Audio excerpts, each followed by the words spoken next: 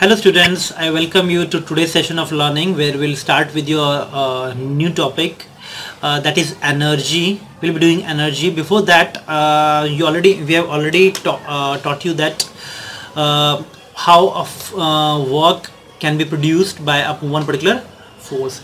That means force will produce a work if the force will tend to move that particular body in the direction of force applied. That means the displacement is there in the direction of force. Okay, then only the work is said to be done. And likewise, and there are also numerous other expressions, the angle between force and displacement, through which you can easily find out work done. It can be positive, it can be negative, it can be zero. These all expressions we have already done in our previous lectures. Okay, I hope you guys are doing well at your home and constantly practicing the questions which are there in your textbook. Okay, and also taking good care of yourself.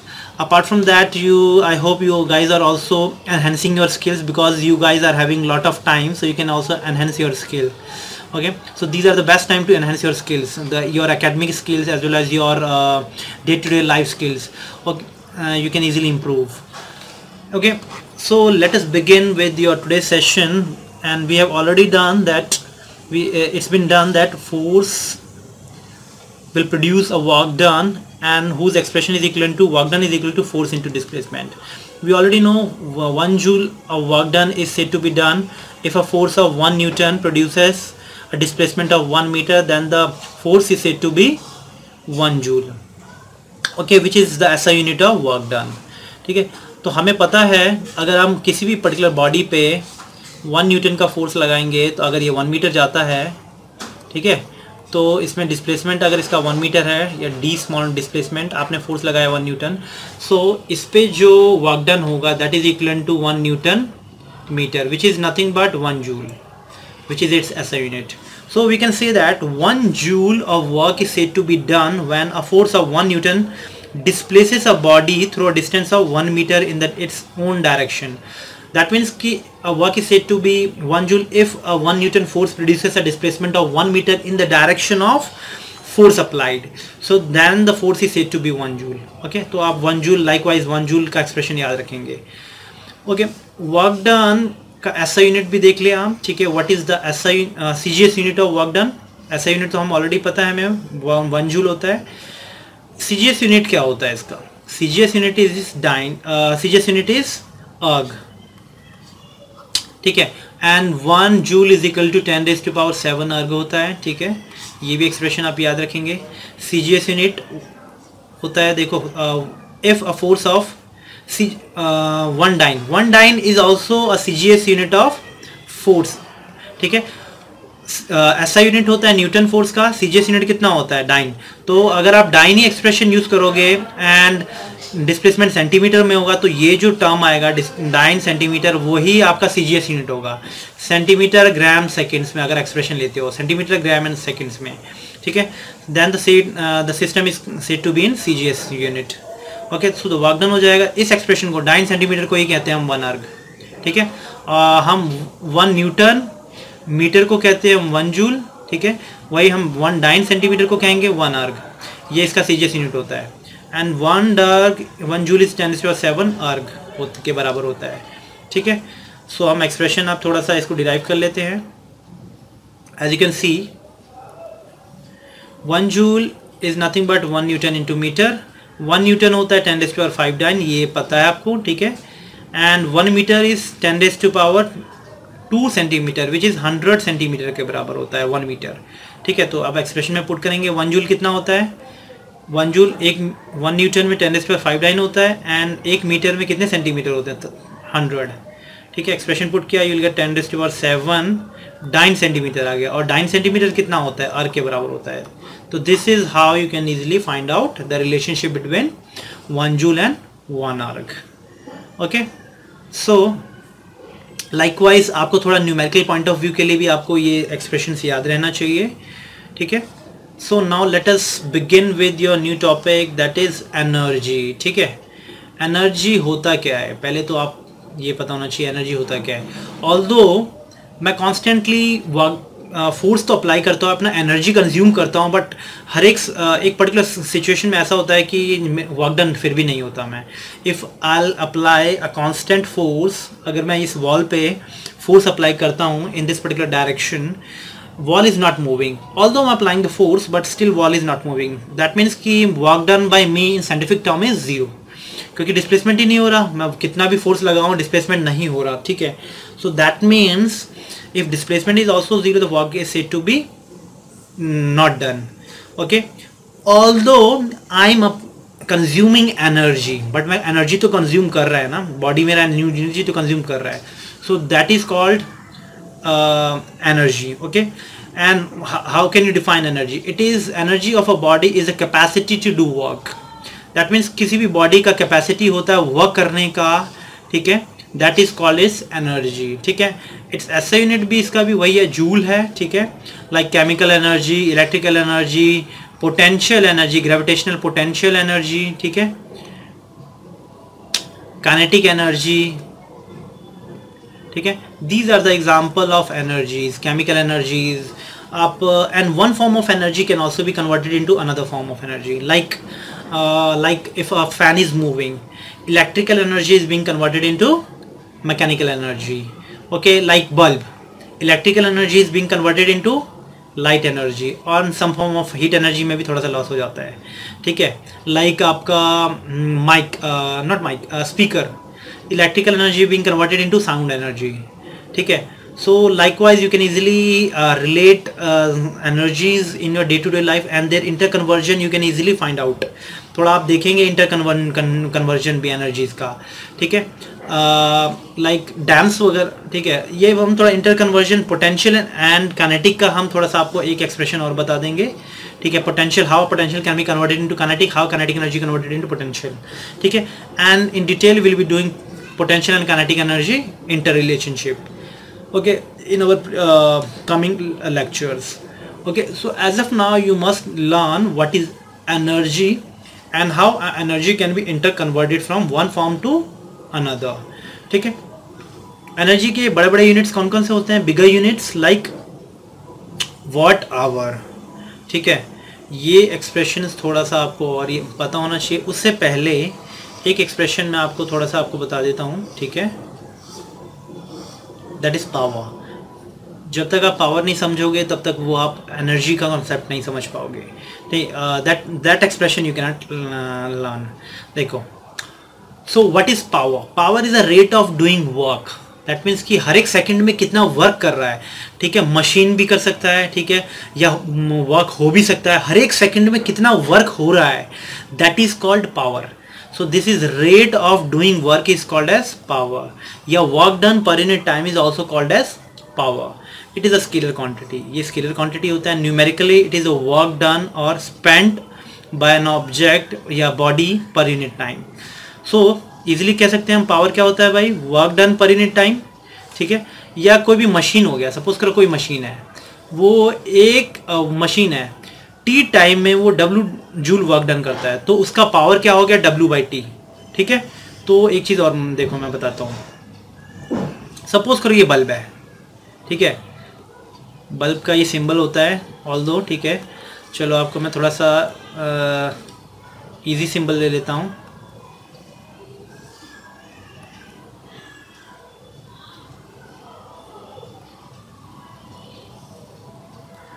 देखो bulb को आप चलो ऐसे भी denote कर सकते हो, ठीक है। This is glowing, here current comes and it will glow. What happens? This electrical energy being converted into light energy. So if this bulb glow for 10 seconds, ठीक है, अगर वो 10 सेकेंड के लिए ग्लो होता है और इलेक्ट्रिकल एनर्जी कंज्यूम होता है सपोज करो 20 जूल, ठीक है, तो इसका पावर कितना होगा बल्ब का? Work done per unit time होता है। Work done is nothing but spend in the form of electrical energy. तो एनर्जी कंज्यूम किया इस बल्ब ने पर यूनिट टाइम, तो कितना कंज्यूम किया? 20 जूल डिवाइडेड बाय 10 सेकेंड, ठीक है। सो 10 ये you will get 2 joule per second. This is the expression, ठीक है। So this is nothing but हर एक सेकंड में वो 2 जूल एनर्जी कंज्यूम करता है, ठीक है। सो दिस, ठीक है, तो हर एक सेकंड में वो 2 जूल ऑफ एनर्जी कंज्यूम करता है, ठीक है। So this power is equal to 2 watt, W8 तो इसी को कहेंगे 1 joule by 1 second is called as 1 watt which is its SI unit, ठीक है। क्योंकि power is nothing but if एक सेकंड में 1 जूल वर्क डन होता है, इसी को कहते हैं 1 वाट। तो यहाँ पे तो कितना वाट होगा, 2 वाट, क्योंकि एक सेकंड में 2 जूल एनर्जी कंज्यूम हो रहा है। 2 multiplied by 1 joule by 1 second, this expression is called 1 watt, ठीक है। तो इफ इट इज 2 वाट, ये 2 वाट का बल्ब है, तो इसका मतलब कि हर एक सेकंड में 2 जूल इलेक्ट्रिकल एनर्जी कंज्यूम हो रहा होगा, किसमें, लाइट एनर्जी में, ठीक है। तो आप थोड़ा सा, आपको बहुत क्लैरिटी आ जाएगी, आसानी से आप समझ पाओगे। इफ आई से कि एक हीटर है आपके घर में, ठीक है, हीटर 100 वाट का है। 100 वाट का मतलब हर एक सेकंड में 100 जूल वर्क डन हो रहा होगा, इलेक्ट्रिकल एनर्जी कंज्यूम हो रहा होगा, किसमें, हीट एनर्जी में, क्योंकि हीटर क्या करता है, इलेक्ट्रिकल एनर्जी को हीट एनर्जी में कंज्यूम करता है, और साथ में कुछ लाइट एनर्जी में भी कंज्यूम हो रहा होगा, क्योंकि if it is that wide heater, ठीक है, जो कॉइल्ड हीटर, ठीक है, तो उसमें थोड़ा सा लाइट भी निकलती है, तो लाइट में भी थोड़ा सा कन्वर्ट हो रहा होगा। सो likewise this is how you can find out power of one particular instrument और दैट वन पर्टिकुलर मशीन, ठीक है। सो एक और एक्सप्रेशन होता है वर्क डन, हमें पता है वर्क डन होता है फोर्स इनटू डिस्प्लेसमेंट। यहाँ पे पुट किया फोर्स इनटू डिस्प्लेसमेंट। अगर बॉडी में, अगर कोई बॉडी सपोज करो v वेलोसिटी से मूव करता है, ठीक है, इस पे फोर्स आपने अप्लाई किया, ठीक है, तो इसका भी पावर निकालने के लिए भी एक्सप्रेशन है। फोर्स अप्लाई किया आपने, वर्क डन कितना हुआ, F इंटू, सो अब हम वैल्यू पुट करेंगे तो you will get F into S, ठीक है, F force into displacement. Suppose करो S डिस्प्लेसमेंट, ये डिस्प्लेस हुआ था कितना, S मीटर, ठीक है, तो work done is force into displacement, F into S divided by T. तो displacement per unit time is nothing but velocity. कितना डिस्प्लेसमेंट हुआ, v is nothing but displacement per unit time, this is average speed, ठीक है। तो अगर velocity, किसी भी body का v वेलोसिटी पता है तो इजीली आप फाइंड आउट कर सकते हो उसका पावर, और फोर्स पता है आपको। Again power is also in vector form. Vector form में देखो आप कैसे एक्सप्रेशन आप लिख सकते हैं। वेक्टर फॉर्म में आप एक्सप्रेशन अगर पावर का लिखेंगे तो you will gate Fs cos theta. अभी ये टर्म आप याद ना रखें, ठीक है, cos theta this is angle between, मैंने आपको शायद पहले बताया था वर्क डन होता है फोर्स इनटू डिस्प्लेसमेंट, और साथ में एक और एक्सप्रेशन जुड़ता है, that is the angle between these two terms, ठीक है। तो अभी आप ये चीज़ ना यूज़ करें, ठीक है, cos थीटा, ठीक है। तो सीधा वेक्टर फॉर्म में आप याद रखें एक्सप्रेशन क्या होगा, F इंटू एस, ठीक है, क्योंकि this is dot product of force and displacement vector, ठीक है। तो अभी आप सीधा डायरेक्ट याद रखो, force is power is nothing but force into velocity, ठीक है। तो मैग्नीट्यूड इन दोनों का ये हो जाएगा। सो कोई भी मशीन है वो वर्क डन करता है हर कितने सेकंड में, that is called as power, ठीक है। और एक चीज़ और याद रखो, power is nothing but work done per unit time, या कह सकते हो इलेक्ट्रिकल वर्क डन या work done energy consumed per unit time is also called as power, ठीक है। और energy consumed power into time के बराबर हो जाएगा। This expression you can also find out easily learn, ये एक्सप्रेशन भी आप लर्न कर सकते हैं। That is power is nothing but the energy is nothing but power multiplied by time, ठीक है। तो ये एक्सप्रेशन भी आप याद रखेंगे। सो इसी से मैं अब एनर्जी पे जो आपको मैंने पहले बताया था एक्सप्रेशंस, ठीक है, वो हम थोड़ा सा पढ़ लेते हैं पहले, बट उससे पहले थोड़ा सा और इसके पावर के बारे में थोड़ा सा और याद रखेंगे। देखो यूनिट क्या होगा पावर का, 1 joule by 1 second, nothing but 1 watt. और 1 किलोवाट, किलो का मतलब 10⁻³ वाट। 1 मेगावाट का मतलब 10⁻6 वाट, ठीक है। Mega means 10⁻6। ये सारे एक्सप्रेशन हम ऑलरेडी कर चुके हैं, ठीक है। किलो, मेगा, CGS कितनी यूनिट कितना होगा, वर्क डन कितना होता है CGS यूनिट का, 1 अर्ग बाय 1 सेकेंड। इसका कोई एक अलग से वैल्यू नहीं होती, जिससे इसकी वैल्यू आपको पता होना चाहिए, ठीक है। बस यही याद इसी टर्म में लिख सकते हैं, लाइक, ठीक है। सो likewise you can also express the power in the terms of CGS unit, ठीक है। बट इसका SI यूनिट हमेशा याद रखेंगे 1 वाट होता है, ठीक है। तो 1 watt is the SI unit of power. And relationship देखो CGS एंड SI में, 1 watt 1 joule by 1 second, 1 joule में 10⁻⁷ अर्ग होता है, तो 1 erg by 1 second is nothing but this is it. ठीक है, सो ये दोनों एक्सप्रेशन हो गया। ठीक है, CGS और CGS और SI सिस्टम का। एक और बहुत बड़ा टर्म होता है, that is horsepower. The power can also be measured in horsepower. 1 horsepower is equal to 746 watt होता है। दैट मीन्स कि this is nothing but 746 joule by 1 second. तो दैट मीन्स कि हर एक second में 746 joule energy consume कर रहा है वो मोटर या वो लाइक बल्ब या जो भी इलेक्ट्रिकल अप्लायंस है या आपका जो भी पर्टिकुलर मशीन्स हैं। ठीक है, जनरली हॉर्स पावर आपका मोटर्स वगैरह में आपने देखा होगा, इतने हॉर्स पावर का मोटर है, इतने हॉर्स पावर का मशीन है। ठीक है, वो इसका मतलब ये होता है 1 हॉर्स पावर में आपका 746 वाट होता है। ठीक है, इट इज़ इक्वल टू 746 वाट। तो दैट मीन्स कि हर एक सेकेंड में वो मशीन 746 जूल कोई भी एनर्जी को, एक फॉर्म ऑफ एनर्जी को दूसरे फॉर्म में कन्वर्ट कर रहा होगा। ठीक है, या वर्क डन कर रहा होगा। ठीक है, सो एक न्यूमेरिकल थोड़ा सा और कर लेते हैं इसी से रिलेटेड। ठीक है, देन उसके बाद फिर हम आ जाएंगे मैकेनिकल एनर्जी पे और एनर्जी पे। ठीक है, देखो जैसे कि सपोज करो एक बल्ब है। ठीक है, इसको मैं जलाता हूँ, बल्ब को 30 सेकेंड्स के लिए जलाता हूँ मैं। ठीक है, और ये बल्ब है, बल्ब का पावर दे रखा है आपको 10 वाट। ठीक है, तो इलेक्ट्रिकल एनर्जी कितना कंज्यूम हुआ वो निकालना है आपको। तो हमें पता है इलेक्ट्रिकल एनर्जी होता है पावर इनटू टाइम। ठीक है, पावर कितना है 10 वाट। ठीक है, multiplied by 30 seconds into time, you will get 300 watt 300 joule, because watt second would be equal to joule. तो you will get 300 joule electrical energy being consumed as 300 joule. क्यों? क्योंकि हर एक बल्ब हर एक second में 10 joule energy consume कर रहा है ना। This is nothing but 10 joule by 1 second. तो हर एक सेकंड में 10 जूल एनर्जी कंज्यूम कर रहा है। तो 30 सेकंड में कितना करेगा? 30 इंटू 10। तो easily you can find out.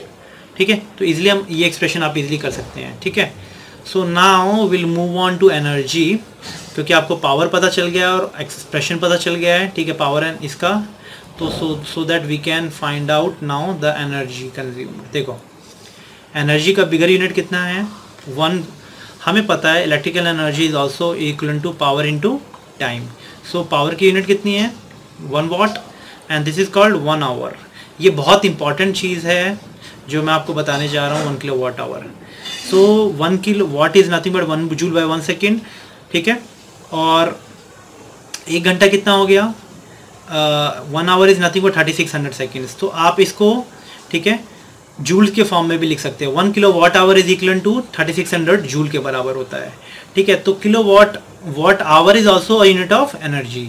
ठीक है, व्हाट इफ कोई भी एक इलेक्ट्रिकल अप्लायंस है वो 1 किलो वाट का है। ठीक है, इसका पावर। ठीक है, और वो 1 घंटे चलता है 1 आवर। ठीक है, तो एनर्जी कितना कंज्यूम होगा that is equal to power into time. Power कितना हो गया 1 किलो वाट, कितने घंटे के लिए चला 1 our. So this energy is also called as, this 1 kilowatt hour is also called as is also a unit of electrical energy. ठीक है, तो इलेक्ट्रिकल एनर्जी का भी ये यूनिट है। ठीक है, और इसकी जूल में वैल्यू कितनी होती है देखो 1 किलो का मतलब होता है 1000 वाट। 1 घंटे में 3600 सेकेंड्स होते हैं। That means 1 hour has 3600 seconds. Multiplying these two you'll get 3.6 into 10⁶ joule. So 1 kilowatt hour is 3.6 into 10⁶ joule. ठीक है, this is also a unit of energy, ये एनर्जी की यूनिट है। ठीक है, दैट मीन्स कि कोई भी electrical appliance 1 kilowatt hour का होगा, अगर वो 1 घंटे चलता है तो वो इतना एनर्जी कंज्यूम करेगा, इतने जूल।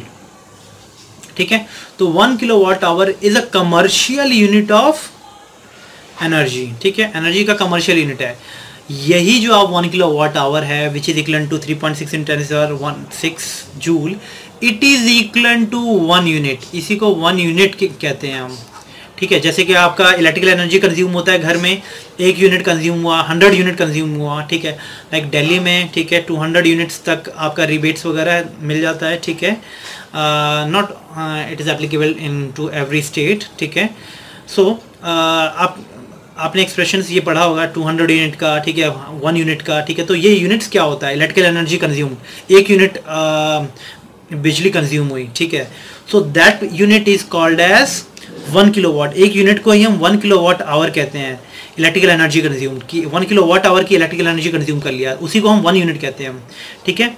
तो उसमें आपने कितना एनर्जी कंज्यूम किया होगा, एनर्जी जूल में निकालेंगे तो 3.6 × 10⁶ जूल इलेक्ट्रिकल एनर्जी कंज्यूम हुआ होगा, ठीक है। सो एक तो उसमें आप लाइकवाइज आप इजीली पैसे निकाल सकते हैं। अगर मान लो इलेक्ट्रिकल एनर्जी कंज्यूम हुआ आपका 3 किलोवाट आवर, 1 यूनिट का पैसा है आपका 5 यूनिट, तो कितना पैसा लगेगा आपका इलेक्ट्रिकल एनर्जी कंज्यूम करने का, ठीक है। 5 एक का 5 रुपये है, ठीक है। आपने 3 किलोवाट आवर कंज्यूम हुआ तो 5 × 3, तो 3 5 = 15, तो 15 रुपीज़ लगेगा आपका, ठीक है। क्योंकि 1 यूनिट का पैसा आप कितना है दे रहे हैं, 5 रुपीज़, तो 3 यूनिट का पैसा आप देंगे, that is 3 unit is nothing but 3 kilowatt hour, ठीक है। So this is how you can find out energy of the electrical energy, ठीक है। Now let us begin with some more units of energy, ठीक है, and then we'll do numerical quotient। देखो energy can also be measured in calorie में भी measure करते हैं, which is equal to 4.18 joule. ये सारे एक्सप्रेशन आपको याद रखने हैं, कैलोरी, ठीक है, 1 किलोवाट आवर कितने जूल के बराबर है, ठीक है, 1 कैलोरी 4.18 जूल के बराबर होता है, एंड ऐसा unit of energy is joule, वो तो जूल ही होगा आपका, ठीक है। तो लाइक आपका distance can be measured in metre, length can be measured in metre, it can be measured in kilometre also, it can be measured in megametre also, it can be measured in light year also, light year में भी measure करते हैं, like astronomical distance we can measure in light year, okay. So bigger units we can easily measured in light year also, ठीक है। So in atomic scale the energy of atomic particles is very small, so it can be measured in electron volt, ठीक है। जो atomic energy जो होता है, that is atomic interaction के बीच में, जो एक एटम दूसरे एटम के बीच में इंटरेक्ट करेगा, वो जो एनर्जी होता है, वो एनर्जी को आप मेजर करेंगे 1 इलेक्ट्रॉन वोल्ट में, ठीक है। And 1 electron volt is equal to 1.6 × 10⁻⁻19 joule, ठीक है। तो ये एक्सप्रेशन भी आपको याद रखना है, ठीक है। तो दैट मीन्स कि 1 इलेक्ट्रॉन वोल्ट भी क्या है, एनर्जी का ही एक वो है, यूनिट है, ठीक है। उसमें 1 इलेक्ट्रॉन वोल्ट में इतना जूल एनर्जी कंज्यूम होता है, ठीक है। अब हम एक न्यूमेरिकल कर लेते हैं। So this as you can see a crane pulls up a car of mass 500 kg। एक क्रेन है 500 kg के मास को पुल करता है to a vertical height of 4 meter, 4 meter पे ले जाता है ऊपर। Calculate the work done by the crane. देखो वर्क डन, क्रेन ऊपर फोर्स लगाएगा, ठीक है, वर्क इसके ग्रेविटी को ओवरकम करने के लिए, ठीक है। तो अगर सपोज करो ये क्रेन है, इसके ये मास है 500 kg का, तो कितने वेट से नीचे जाना चाहेगा, m × g, that means 500 multiplied by 10, you will get it is equal to 5000 newton. तो 5000 न्यूटन फोर्स से वो नीचे जाना चाहेगा आपका मास, ठीक है। तो मास को आप तो उतने ही फोर्स से आपको क्रेन को ऊपर खींचना पड़ेगा उसको, ताकि वो नीचे ना जाए। तो दैट मीन्स कि crane is also applying in upward direction with a force of 500 newton. तो ये this force is also equal to 5000 newton, ठीक है। तो आप अपवर्ड डायरेक्शन में फोर्स लगा रहे हैं, तो work done by this crane would be force into displacement. Force कितना लगा रहे हो आप, mg वाले बराबर ही, दैट इज 5000 ही लगा रहे हो आप फोर्स अपवर्ड डायरेक्शन में, क्यों, ताकि वो नीचे ना जाए, ठीक है। तो अपवर्ड डायरेक्शन में भी आपको उतना ही फोर्स लगाना पड़ेगा ताकि उसको होल्ड करके रख सको या उसको ऊपर मूव कर सको, स्लोली इसको ऊपर मूव कर सको। और कितने मीटर हाइट पे जाना है आपको, 4 मीटर। तो you will get this is nothing but 20,000 joule, which is nothing but 20 kilo joule के बराबर हो जाएगा वो, ठीक है। So this is how you can find out, you can do the numerical. Okay, if I talk about what is the work done by gravity. Gravity कितना work done करेगा भाई, देखो ग्रेविटी वर्क डन करेगा m × g। मैं already minus लगाऊंगा, क्यों, क्योंकि displacement body ऊपर जा रहा है, ठीक है। यहाँ पे प्लस क्यों लगाया है, यहाँ पे प्लस क्यों है, क्यों, क्योंकि जो आप वर्क डन बाय क्रेन पूछा है, क्रेन ने अपवर्ड डायरेक्शन में फोर्स लगाया और वो ऊपर ही गया, ठीक है। तो जो उसी की डायरेक्शन में डिस्प्लेसमेंट हुआ, तो the work done is positive. अब ग्रेविटी तो डाउनवर्ड फोर्स लगा रहा है बट डिस्प्लेसमेंट अपवर्ड डायरेक्शन में, दोनों अपोजिट है, तो that's why work done is negative. तो माइनस एम इंटू जी इंटू एच हाइट पे, ठीक है। तो माइनस एम इंटू जी कितना हो गया 5000 मल्टीप्लाइड बाय हाइट 4, तो you will get the same thing, you will gate 20,000 joule which is nothing but negative. तो gravity will do negative work done and the crane will do positive work done. Okay, so this is how you can find out, you can easily find out the expression for work done, and it can be negative, it can be positive, and how it can be zero also. Okay, so now let us begin with your last expression, that is mechanical energy. Okay, so what is mechanical energy? As you can see, mechanical energy, it is the energy possessed by a body due to its state of rest or a motion is called as mechanical energy. ठीक है, and it is of two type, it is a sum of kinetic energy plus potential energy. ठीक है, definition का मतलब, definition से बात करें तो इसका मतलब किसी भी बॉडी का स्टेट की वजह से जो एनर्जी उसके बॉडी के अंदर होगा, या मोशन की वजह से जो एनर्जी उस बॉडी के अंदर होगा, that energy is called as its mechanical energy. ठीक है, उसको मैकेनिकल एनर्जी कहेंगे। ठीक है, स्टेट की वजह से, उसका कौन से स्टेट की वजह से जो एनर्जी होता है that is called as potential energy. Motion की वजह से जो एनर्जी होती है बॉडी के अंदर, वो that is called as its kinetic energy, and this mechanical energy is nothing but sum of kinetic energy plus potential energy. Potential is gravitational potential energy. ठीक है, one by one we'll be doing all these potential as well as kinetic energy. ठीक है, and the interconversion of potential and kinetic will be doing in our now next session. Okay, so as of now you must learn कि mechanical energy is nothing but it is a sum of kinetic energy plus potential energy within the body, and this kinetic energy is due to it is because of the motion of a body. Suppose a body is moving with v velocities. Suppose if I'll take a body whose mass is m and it is moving with the speed of v meter per second, its kinetic energy would be equivalent to half m v square. This energy possessed by a body by virtue of its motion is called as, state of motion is called as its kinetic energy. And the energy, gravitational potential energy is the energy possessed by a body by virtue of its configuration or location is called as potential energy. That means कि अगर कोई body को अगर मैं h height पे ले जाऊँ, ठीक है, इसका मास m है, तो इसमें पोटेंशियल एनर्जी स्टोर्ड हो जाएगा, वो होता है m इंटू जी इंटू एच के बराबर। ये भी आप एक्सप्रेशन आप लर्न करेंगे। ठीक है, सो ये एक्सप्रेशन आपको याद रहना चाहिए और ये एक्सप्रेशन याद रहना चाहिए। ठीक है, तो कोई भी बॉडी को एच हाइट पे ले जाएंगे तो दैट मीन्स लोकेशन की वजह से जो एनर्जी पोजेस हुआ बॉडी में, that is called as its gravitational potential energy. Not only that, because of also configuration की वजह से भी पोटेंशियल एनर्जी गेन बॉडी में गेन करता है। लाइक कॉन्फिगरेशन की वजह से पोटेंशियल एनर्जी कैसे गेन करेगा, देखो एक स्प्रिंग सिस्टम ले लेते हैं हम। स्प्रिंग वॉल से अटैच है, ठीक है, एक मास से अटैच था ये। ठीक है, सो इफ अगर इस बॉडी को आप एकदम से एक्सप्रेशन आगे लेके जाते हो x डिस्टेंस अपार्ट, ठीक है, तो इसके अंदर, स्प्रिंग के अंदर एक पोटेंशियल एनर्जी स्टोर्ड होगा। ठीक है, this potential energy stored within the spring, ठीक है, वही इसको ब्रिंग बैक करेगा, वापस लेके आएगा। तो this is because of change in configuration change हो गया इसका स्प्रिंग का।